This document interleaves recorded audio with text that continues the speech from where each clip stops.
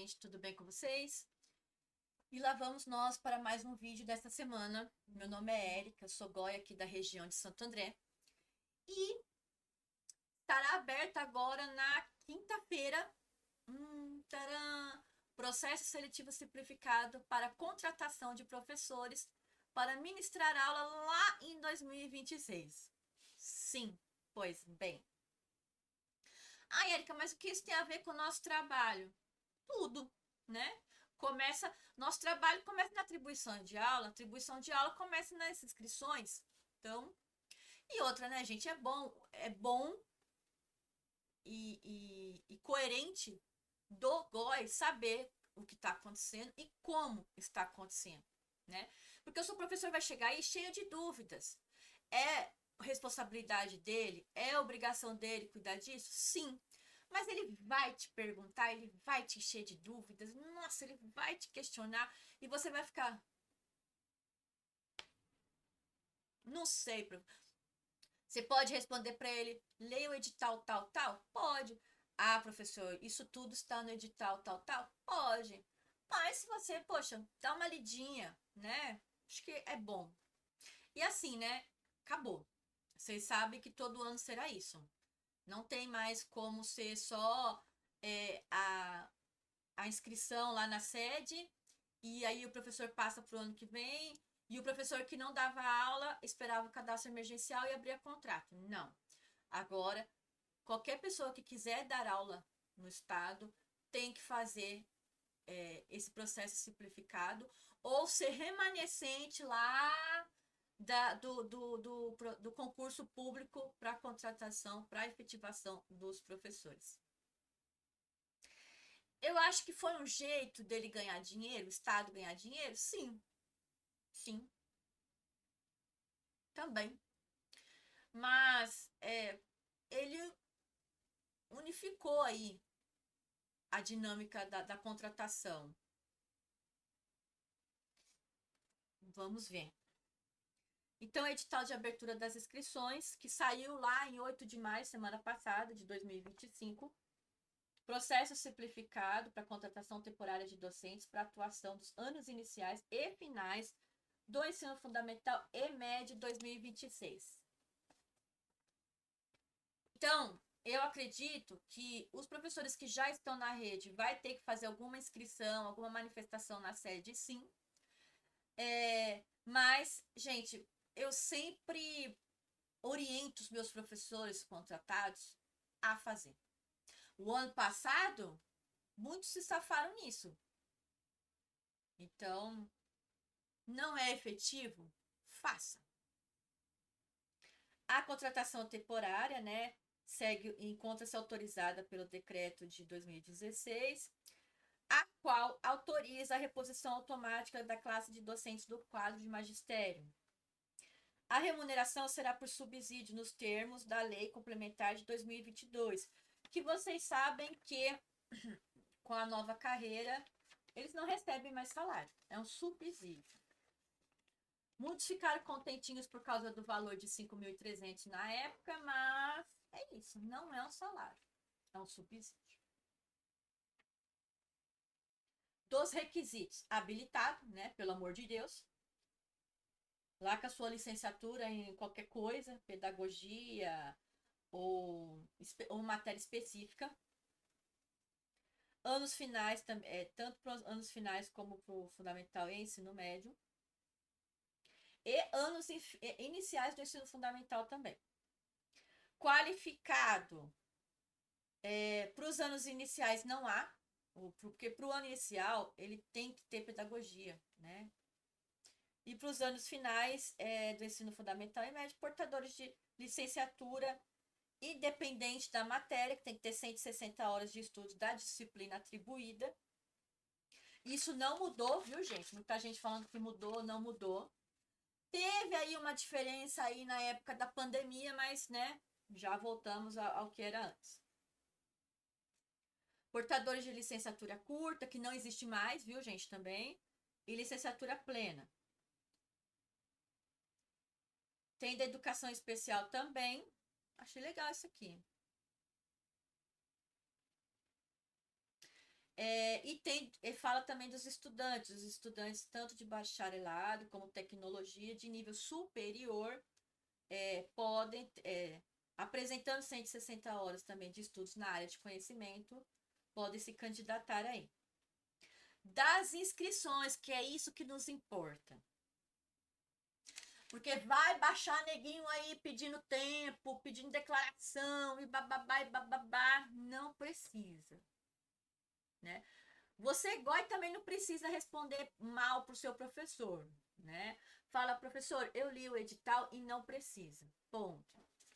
Inscrições das 10 horas, das 10 horas do dia 15/5. Então, das 10 horas. Vai chegar neguinho 8 horas da manhã falando que não tá conseguindo fazer inscrição. E aí você vai falar, não vai mesmo, moço. Você aguarda aí que só vai abrir depois das 10. Eu falo assim, gente, porque eu passo por isso também, acredite. Então, das 10 da manhã do dia 15/5 às 11h59 do dia 13/6, o cidadão vai ter um mês para fazer isso aí. Pelo site da VUNESP. Aí fala aqui como é que é, né? Fazer bonitinho lá. Faz a inscrição, pagamento. Se o professor não conseguir fazer isso, né? Não vai dar aula. O edital segue normalmente. Aí fala dos lactantes, fala da pessoa com deficiência, da inclusão com nome social. Sistema de pontuação para pretos, pardos e indígenas, da participação de estrangeiros, que eu achei isso aqui legal, porque assim, antes não podia, né? Só se fosse naturalizado. E é isso, tem que ser, né? Ó, somente poderão ser contratados estrangeiros que preenchem os requisitos para naturalização. Então ele tem que ser naturalizado. Ou nacionalidade portuguesa, parceiro, irmão. Das provas, o professor vai ter uma videoaula, que é uma prova prática que ele tem que enviar, e a prova objetiva, que terá a duração de 3 horas. Gente, essa bendita videoaula, né? Deu o que falar e, né? Não sei não. Da prova objetiva, aí fala a data prevista, tem data prevista, né? 24/8/2025, meu aniversário, hein? Estarei de férias. Se Deus quiser e Ele há de permitir. Então, vai ter as questões da matéria escolhida, a confirmação da data, horário e informação sobre o local para a realização deverá ser acompanhada pelo candidato no site da VUNESP, porque vai que muda. Da prova prática, polêmica, meu Deus, vídeo aula. Mas assim, eu dei uma lidinha, gente, e eu entendi porque que os professores estavam tão. Porque assim, além do caráter classificatório, né? Ela tem que ser em sala, tem que ser um vídeo de aula presencial, uma simulação, né? E em sala de aula convencional ou em sala de atendimento especializado, acho que na questão da educação especial. A simulação deverá ser gravada em vídeo, com duração de 5 a 7 minutos de aula efetiva. Eu nem sei se cabe tanta coisa que eles pedem aqui nesses 5 minutinhos, né? Mas.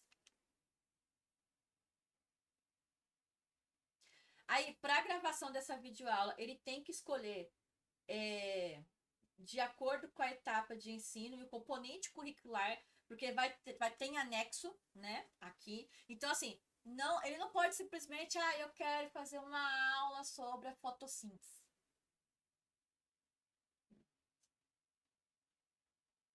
Tem que dar uma olhadinha lá no anexo aqui do edital para ver sobre o que ele pode falar.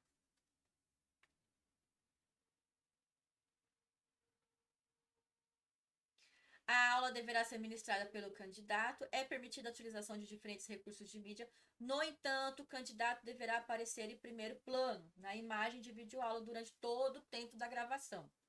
Se o candidato incluir algum recurso de mídia em formato de vídeo, este não poderá ter mais de 1 minuto de duração. Eu acho que se for usar algum aplicativo, alguma coisinha assim nessa edição, tem que tomar cuidado.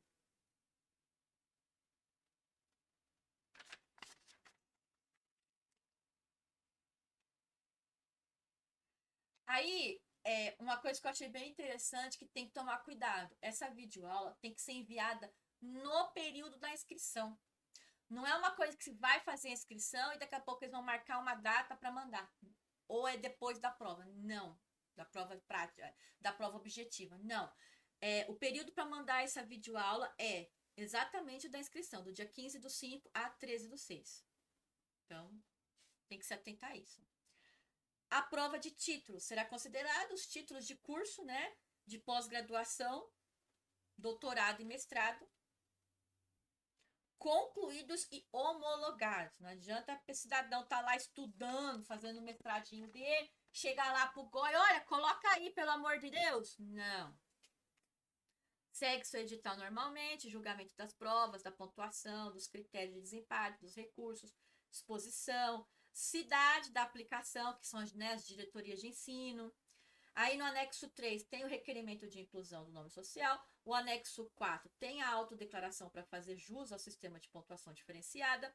Tem o anexo 5 do tema que eu falei, da habilidade obrigatória e público-alvo para a preparação da prova prática. Então, tem que se atentar a isso, muito importante. Anexo 6, o estudo de caso para a preparação da prova prática também, né? Porque o candidato candidato concorrente à vaga de educação especial, que também é diferente, mas que ele pode fazer. Então, assim, tem que escolher os temas que estão dentro do edital. Pelo amor de Deus, gente. Não vai me querer falar sobre qualquer coisa, qualquer hora. Depois tem o cronograma previsto, que isso sim é ouro. É ouro, é ouro. Período de inscrições. 15 do 5 a 13 do 6. Período para envio da documentação, 15 do 5 a 13 do 6. Por meio digital, referente à prova de títulos. E período de envio de vídeo aula, também do dia 15 do 5 a 13 do 6. Então, tudo no período da inscrição. Pelo amor, não adianta deixar para depois. Aí, a prova. Aplicação da prova objetiva, 24 do 8. Divulgação do gabarito, 27 do 8. E as próximas etapas serão divulgadas oficialmente no Diário Oficial. E aí segue o do programático, que é a bibliografia para os estudos dos professores. Então, assim, nada além do mesmo que a gente já sabe. Mas eu trouxe aqui para vocês entenderem. Eu mesma, às vezes, eu filtro bastante as coisas, porque senão a gente fica louca. Então, muita coisa que é, principalmente que é pedagógica, eu não tô nem aí. Tô nem aí. Não quero ficar louca mais do que a gente já é, né? Mas essa parte de inscrições, gente, de atribuição de aula é muito importante e a gente precisa ficar atenta. Então, você já está sabendo agora, se você não sabia, você está sabendo agora que o período da inscrição, no dia 15 do 5 a 13 do 6, nessas inscrições precisa mandar a videoaula e colocar a documentação que ele precisa. Ele vai fazer a prova e que ele só pode dar aula ano que vem se ele tiver feito isso daqui. Então, assim, eu tenho certeza que muita gente vai perguntar, eu preciso fazer, eu preciso fazer. Sim, faça. Faça, porque não deixa a sorte, a Deus dará, não. Tá bom? É a orientação que eu dou para os meus professores e eu acredito que é a melhor coisa. Aconteceu esse ano comigo que eu tinha uma professora que ela foi assumir, né, da chamada aí dos ingressantes, deu ruim lá, deu ruim lá na perícia médica e ela não passou, não deu apto. Aí o que aconteceu? A pessoa não tinha feito o processo simplificado, porque ela achou que já estava garantido a classificação dela de ingressante. E aí ela entrou com o advogado, claro, né? Pagou isso, né? Enfim, todo aquele transtorno. E para ela poder. E graças a Deus deu tempo, né? Ela ganhou a ação para ela poder fazer porque ela tinha entrado em reconsideração, foi negado o pedido de reconsideração, o recurso, então ela pôde fazer depois, mas assim, né? Acho que vocês entenderam. Que podia ter dado ruim. A pessoa não ia dar, não tinha dado apto, não tinha processo simplificado, e ela ia ser o quê no Estado? Então, tomar cuidado aí com essas coisinhas, porque a gente tem que estar atento, né? E porque os professores vão fixar, vai ser o assunto do mês.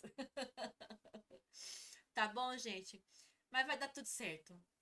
Qualquer dúvida, por favor, eu li rapidamente a legislação, mas se vocês tiverem alguma dúvida, algum ponto a ser levantado, questionado, deixa aqui nos comentários que a gente vê depois, tá bom? Ou lá no grupo, na comunidade de Goi para Goi, que a gente responde, tá bom?